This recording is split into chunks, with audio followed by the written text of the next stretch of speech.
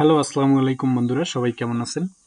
আজকে আমি আপনাদেরকে গুগল শিটের দারুণ একটা ব্যবহার দেখাবো। সেটা হচ্ছে, এখানে আমার কিছু সংখ্যা আছে।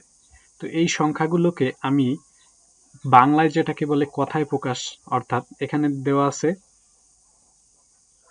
1,50,000। তো এইটাকে 1,15,000 লেখা উঠবে এখানে, অর্থাৎ এখানে যে সংখ্যাগুলো আছে সবগুলোই টেক্সটে কনভার্ট হবে এই ডান পাশে।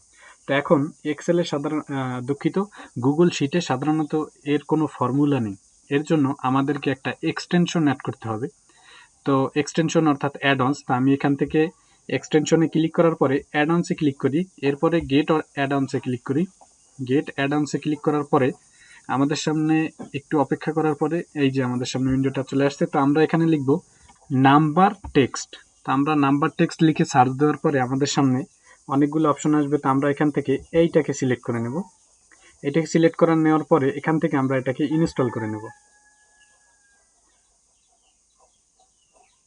তো আমাদের এখান থেকে গুগল অ্যাকাউন্ট সাইন ইন করতে বলছে, আমি এখান থেকে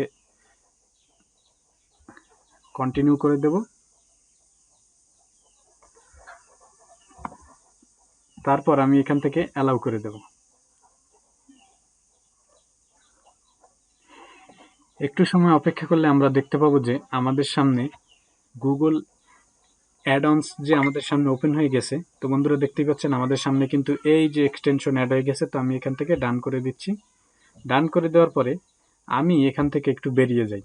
এখন আমি এখানে গিয়ে আমি এখানে যদি ইকুয়াল সাইন কল করি, তারপর আমি যদি লিখি নাম্বার, তো বন্ধুরা দেখতেই পাচ্ছেন এই যে কিন্তু আমাদের নাম্বার টেক্সটের এক্সটেনশন চলে আসছে। তো আমি এখানে যদি ক্লিক করার পরে এখান থেকে আমি যদি সোর্স সিলেক্ট করার পরে যদি আমি এন্টারে ক্লিক করি, তাহলে কিন্তু বন্ধুরা দেখতে পাবেন যে আমাদের কিন্তু লেখাটা চলে আসছে 100,050।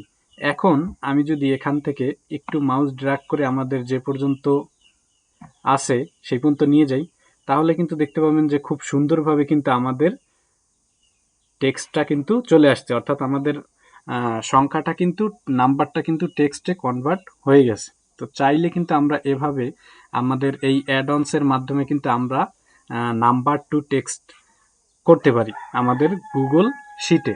তো এটার জন্য আপনাদের যেভাবে যে প্রসেস দেখালাম যে এক্সটেনশন অ্যাড করতে হবে, তো সেইভাবে আপনারা এক্সটেনশন অ্যাড করে নেবেন।